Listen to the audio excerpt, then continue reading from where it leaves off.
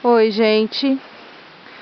Eu me chamo Michele e fui convidada para participar dessa semana acadêmica que tem esse tema tão assim importante, né, para nossa vida, não só acadêmica, mas para nossa vida, até porque se a gente fala de descolonização, é o momento de a gente parar de separar a vida nessas caixinhas hermeticamente fechadas e ver que tudo se conecta, né?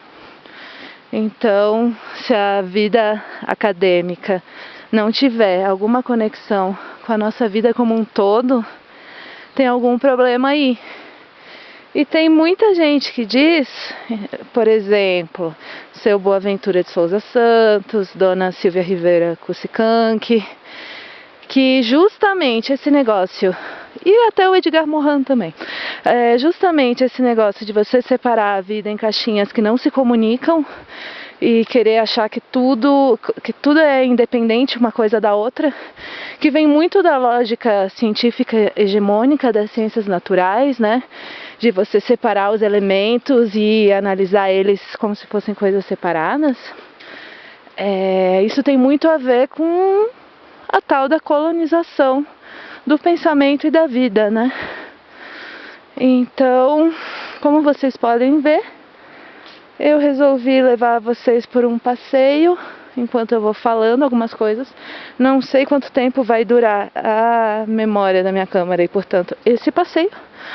Mas esse é um lugar muito bonito, maravilhoso, encantador, como vocês podem ver, no sul do México, no estado de Oaxaca.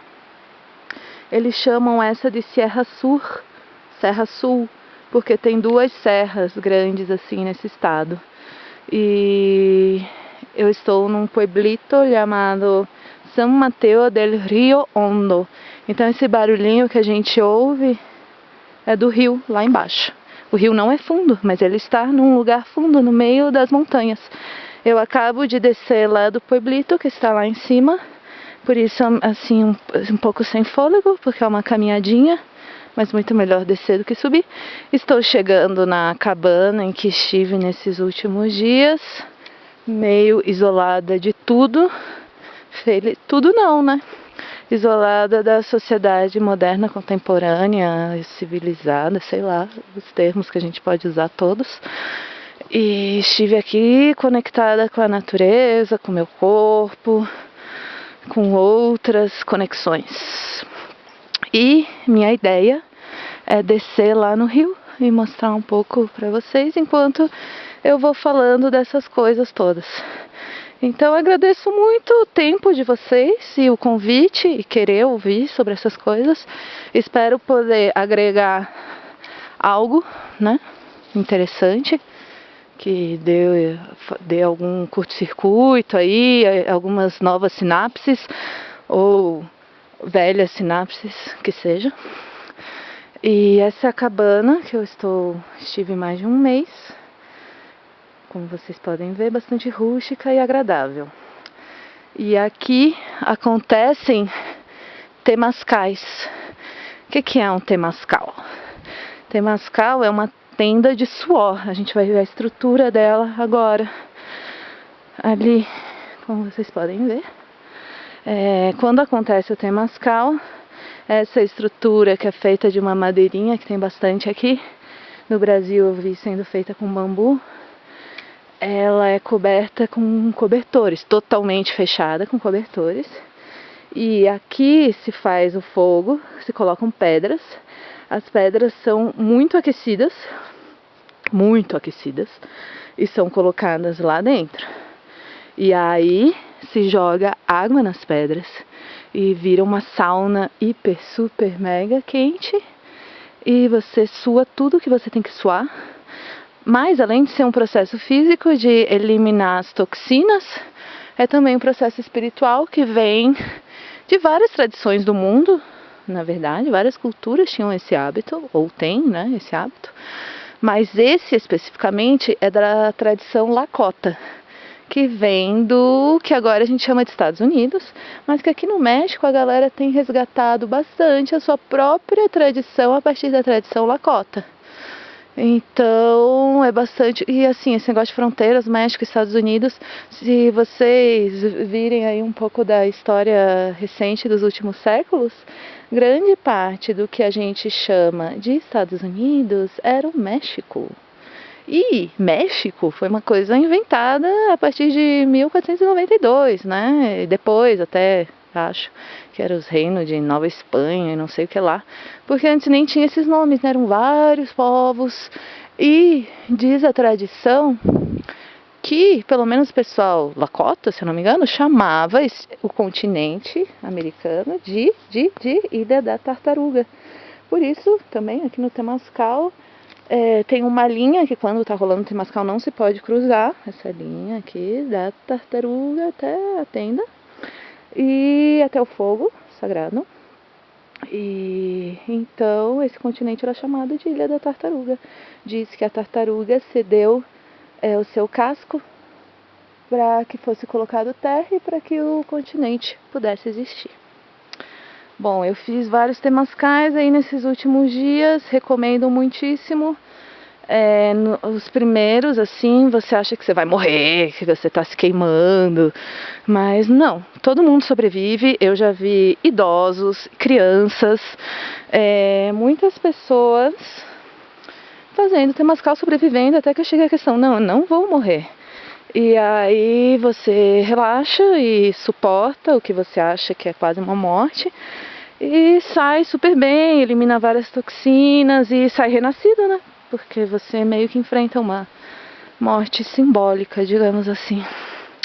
E é muito bom para a saúde física, emocional, também espiritual. Bom, a vez anterior que eu estive aí na UFS, em Erechim, foi para contar um pouco da minha trajetória por outras trajetórias, né?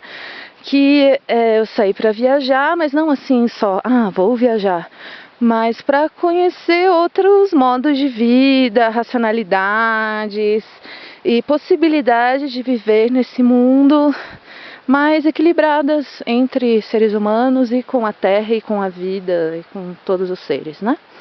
Então eu criei esse projeto que se chama Vida Boa. E aí fui visitando várias experiências do que eu considero vida boa. E aí viajei alguns meses pelo Brasil, por experiências de permacultura, agroecologia, meditação budista, movimentos sociais, agroecologia, que eu acho que eu já falei agroecologia, mas enfim, a agroecologia é muito importante, então merece ser repetida. E comunidades Guarani também, e tradição Guarani, mesmo que não em comunidades, pessoas que se reconheceram enquanto Guarani, aprenderam com as comunidades e vivem esse modo de vida e se consideram indígenas, apesar de não terem sido criados, sei lá, no meio urbano, como a maioria de nós, né? Assim, desapropriados de nossas raízes, né? E aí passei por Brasil, passei por Uruguai e Argentina nesse período e voltei para o Brasil aí pelo sul, a convite do Cássio, e aí a gente organizou essa roda de conversa que foi muito legal, porque foi na ilha que tem aí na frente da universidade, então esse espaço literalmente quadrado, em que a gente fica dentro de umas caixas de sapato com luz branca, se apropriar de um espaço tão agradável que tem logo em frente, sabe? E muita gente, assim, que é da universidade, falou, nossa, a gente nunca tinha vindo aqui. Então a gente fez uma fogueira e conversou ao redor do fogo. Uma tradição de tantos povos também, uma coisa tão simples, antes de inventarem a TV, todo mundo fazia isso. E aí a gente fez isso, e eu contei um pouco dessa história de vida boa, e a gente tentou pensar um pouco sobre descolonização do conhecimento, né, e da vida, já que fizemos essa conversa num ambiente acadêmico, né? Então, estamos chegando ao rio. Como vocês podem ver, o rio está marrom, porque acabou de chover bastante, mas aqui chove, já vem sol, como vocês podem ver. Esse pasto aqui é porque rolam ovelhas de manhã, elas vão me visitar, e daí elas fazem esse trabalho de deixar tipo um gramadinho, né? Parece artificial assim, mas não é, são ovelhas. E eu gosto mais quando o rio está cristalino, mas em algumas horas ele já vai ficar cristalino. Lá em cima naquela cabana não tem água encanada, então eu venho me banhar aqui pela manhã. Eu ficava um pouco constrangida no começo, assim, né? Tirar roupa, você fica, ops, será que não tem ninguém olhando? Até que um amigo meu falou que estava vindo pra cá e no rio cruzou com um casal de idosos aqui da região tomando banho no rio. Aí eu relaxei, pensei, né? Só meu corpo tá tomando banho no rio. E se eu tiver sorte, ninguém com uma mentalidade mais decrépita vai me encontrar. Não tive problemas nesse sentido. No Temascal, inclusive, muitas vezes a galera tira a roupa mesmo, né? Mas aqui o México é uma sociedade um pouco, e de modo geral, um pouco mais conservadora. Então a maioria das pessoas utilizam roupas mesmo. Bom, mas isso é um detalhe, mas que é muito legal, também faz parte da descolonização. A gente aceitar nossos corpos como o que são, né? Corpos. E até se a gente for pensar, por exemplo, no caso da América, do que, né, passou a denominar-se América, que havia um outro povo que chamava de Abya Yala, por exemplo, terra de sangue vital, um povo do Panamá, se não me engano, do que hoje é chamado Panamá. Então, muitos povos aqui viviam assim, sem roupas, né? E alguns povos de regiões mais frias utilizavam peles de animais e tudo isso. Mas pra gente pensar que essa questão da vergonha vem muito desse pensamento colonizado e colonizador, né? A vergonha dos nossos corpos, que é a coisa mais natural que a gente tem. E tem... quem que é? O Mário de Andrade? Oswald de Andrade. Oswald de Andrade fala alguma coisa assim: quando o branco chegou no Brasil, estava chovendo, então o índio se vestiu. Que pena. Se fizesse sol, era o índio que despia o português. Alguma coisa assim, né? Com umas palavras mais bonitas e organizadas. E então é um pouco isso, né? Como tá arraigado nos nossos costumes, nos nossos corpos, nos nossos pensamentos, nosso modo de vida, na nossa alimentação, essa tal de colonização. Por exemplo, aqui um alimento muito sagrado para os povos e muito consumido é o tal do milho, o milho. E no Brasil também, na tradição guarani, é o avati eté, que é o milho sagrado.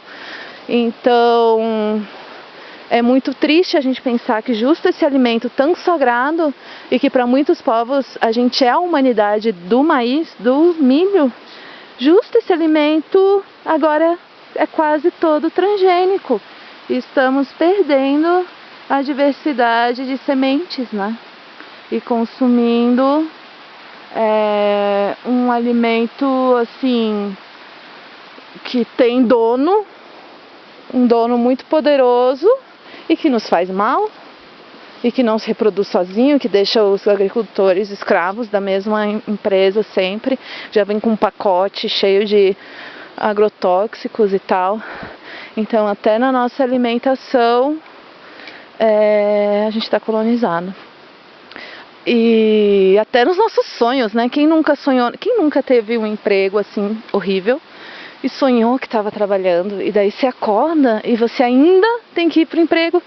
É muito triste. Isso já aconteceu comigo. Eu trabalhava num banco, trabalhei 6 meses num banco e pedi as contas, porque, né, o meu sonho, estavam consumindo meus sonhos, cara.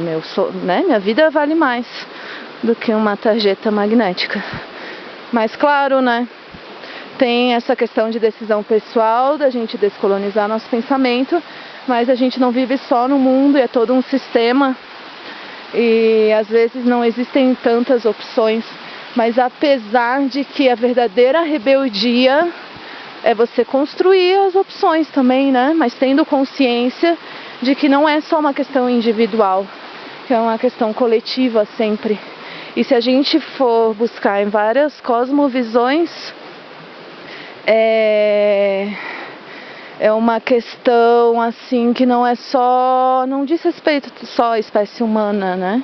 De como a gente vive em sociedade, mas diz questão com a nossa relação com a vida como um todo, a nossa relação com o alimento, com ciclos vitais. Outro grande exemplo da colonização, ao meu ver, é o nosso sistema de esgoto, assim, a maneira que a gente vai ao banheiro e a maneira que a gente lida com os nossos dejetos. Cara, aqui parece que moram hobbits, né? Eu acho, eu não vi eles, mas eu desconfio. Pelo que eu vi nos filmes, é um ambiente bem assim que eles vivem. Então, certamente eles estão por aí. Maneira que a gente vai ao banheiro e que a gente lida com os nossos dejetos. E assim, cagar na água pura, né? Meu Deus do céu, quem teve essa ideia de merda, né? E assim, tem várias outras maneiras de fazê-lo, né? Normalmente a gente tem que pensar, ser responsável pela nossa própria merda, né? E lidar com ela, assim, pensar em pequena escala também, não precisa ser grandes sistemas ecológicos, mas porque é bem fácil, assim, lidar com a própria merda, tem tantas maneiras. Tem a maneira mais conhecida, que é por meio do banheiro seco, mas assim, eu moro na cidade, então você pode fazer uma bacia de evapotranspiração, que na verdade é como se fosse uma caixa de esgoto, só que trata ali mesmo, e é muito simples de fazer. Você pode usar restos de tijolo. Cara, eu fiz uma com uma galera, a gente botou até cadeira velha, você pode pôr de tudo lá dentro, você faz como se fosse um filtro, né, coisas mais grossas embaixo, daí vai afinando assim, depois pedras pequenas, britas, areia, terra, plantinhas que ajudam a tratar aí, tipo inhame, bananeira, capim vetiver, enfim. E aí você planta as coisas em cima e pronto, vai tratar a sua merda. Não é tão difícil, é muito uma mentalidade colonizada que a gente precisa ter um grande sistema do qual a gente é dependente, e que se a gente não tem acesso a esse sistema, a gente não tem dignidade de vida, e daí a gente precisa de um Estado centralizado, né? Então isso também faz parte dessa mentalidade colonizada. Mas enfim, para esse momento especificamente dessa semana acadêmica de descolonização, quem quiser buscar o projeto Vida Boa pode buscar www.vidaboa.redelivre.org.br. Está no Facebook também, Projeto Vida Boa. E meu Facebook pessoal, Michele Torinelli, eu vou colocando as coisas lá também. Então vocês podem ter acesso a essa trajetória passada, né? Mais passada, porque eu vou falar agora de uma trajetória um pouco mais recente, que tem a ver com a descolonização, bem diretamente falando, que é assim, eu voltei para o Brasil, arrumei a casa, digamos assim, né? Alimentei os laços com família, movimentos e trajetórias e amigos e tudo mais. E então continuei a trajetória rumo à Bolívia, que é um lugar que eu amo, que é incrível, que as tradições estão muito vivas e que é um povo, ou povos de muita resistência, né? E primeiro passei um mês na Ilha da Lua, no Lago Titicaca, estudando, escrevendo, respirando. E depois fiz um curso com a Silvia Rivera Cusicanqui e seu coletivo em La Paz. E após isso eu vim para o México com o principal objetivo de me aproximar e conhecer melhor o movimento zapatista, e participei do primeiro encontro político, cultural, esportivo, internacional de mulheres que lutam, que foi realizado em território zapatista e foi totalmente